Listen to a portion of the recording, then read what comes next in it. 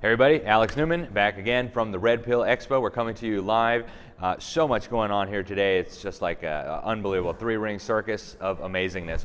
Sitting with me here we have George Gammon. He is an incredibly interesting person. He's going to be one of the speakers here in just a little bit. He is a retired entrepreneur, a globe trotter, spends most of his time in Latin America and Europe and just flying around the world, and he is an expert on all things economics, especially macroeconomics. His talk here later today is going to be about the Great Reset, which is actually a subject that interests me greatly, and it should interest you greatly because they're coming for you folks. George, thank you very much for being with us. Thanks for having me. So in a nutshell, give us a snapshot. What is, and I know that's tough, but what is the Great Reset? It's an agenda that the World Economic Forum has, and when I say the Great Reset, a lot of people say, oh, that's your tinfoil hat or something like that. And actually, those are their words, not mine. They're calling it the Great Reset, and they're calling it the agenda.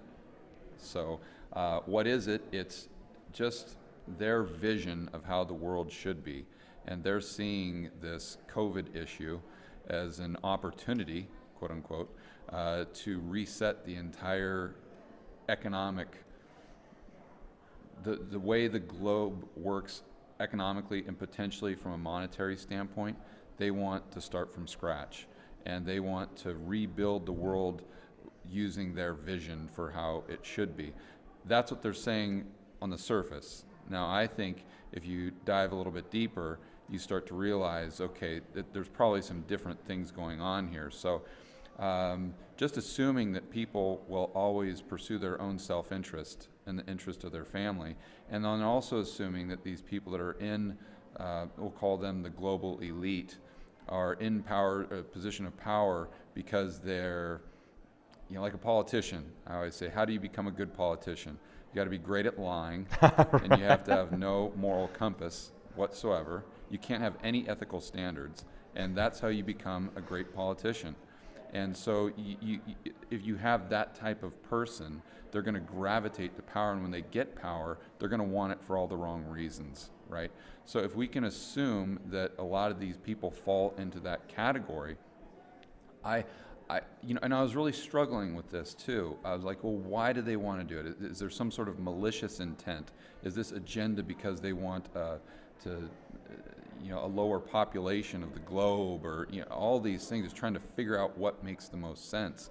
And to me, I always kept coming back to the Cantillon effect, which is basically the people that are closest to the money when new money is created are the biggest beneficiaries, because they're able to take that money and spend it before you see inflation. And it's not just consumer price inflation, it could be asset prices. So if the Fed, as an example, creates another $5 trillion, which they do now on a regular basis. Oh, it's daily. Yeah, that's daily.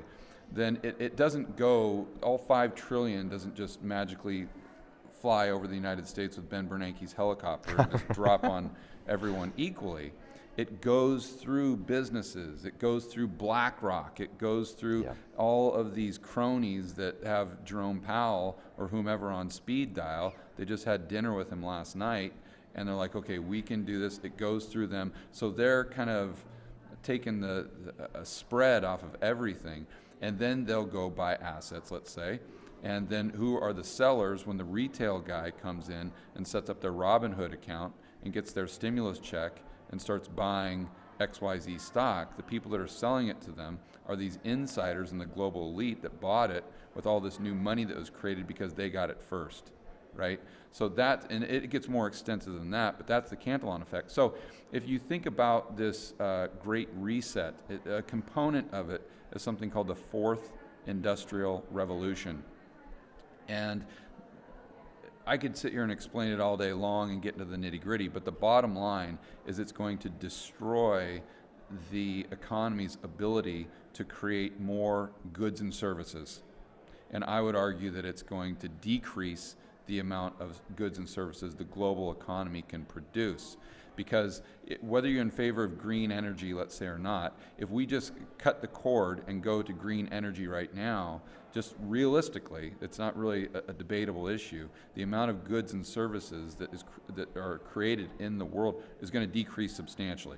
So then you've got two components of the equation. You have the money supplier, the amount of currency units that are chasing these goods and services, and the goods and services themselves, right? So if you have a system or an agenda to decrease economic output, they know that the way they're going to fill the gap is through the central banks creating more money, right? Because look at what happened in 2008. Look at what happened in 2020. When the economy goes down, they know, the central bankers, that the developed world, their economy is built on three things. It's really asset prices, and I would argue asset bubbles, debt, and confidence, right? So they can't allow those assets to go down. So if you're Klaus Schwab at the World Economic Forum, you're like, wait a minute here, let me put two and two together. If I can collapse the economy, then the central bankers are going to come in and try to fix the economy by printing all this money. And then I look at the Cantillon effect. If I'm closest to that money being printed, then I'm going to get rich as a result of destroying the banking system through negative interest rates or destroying the economy. And I think that's what the Great Reset is all about. That's what makes the most sense to me. So in the last 30 seconds we have left now, how do we combat this? I know you're going to be talking about this later today, but suppose we don't want to give up our liberties and have our standard of living reduced and live under this crazy system they're engineering. What do we do to stop it? The average person, I think they've got to own precious metals. And I'm not someone that says you got to own 100% of your portfolio or have it in precious metals.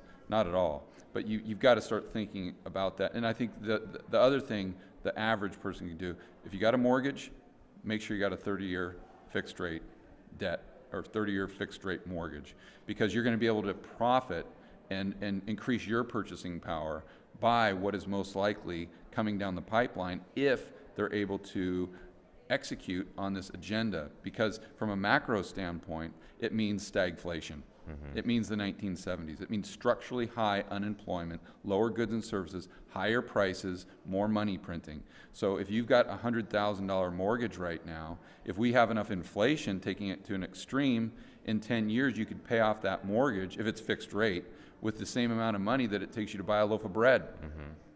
So but your house, theoretically, will still buy the same amount of goods and services that it did in 10 years that it did when you bought it.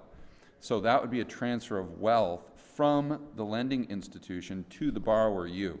So I think having gold and having a 30-year fixed rate mortgage is the easiest thing that normal people can do to prepare. And then just get educated. I always say, you got to be prepared or you're going to be a victim. Excellent. Folks, that's what we're about here at the Red Pill. We need to get educated. That's what we're here doing. We're educating the people. Help us get this information out. Get educated yourself. Help share this with your friends, with your family. George, thank you very much for being with us. Thanks for what you're doing. Looking forward to your speech. And thanks again, folks. We'll be back live from the Red Pill Expo very soon.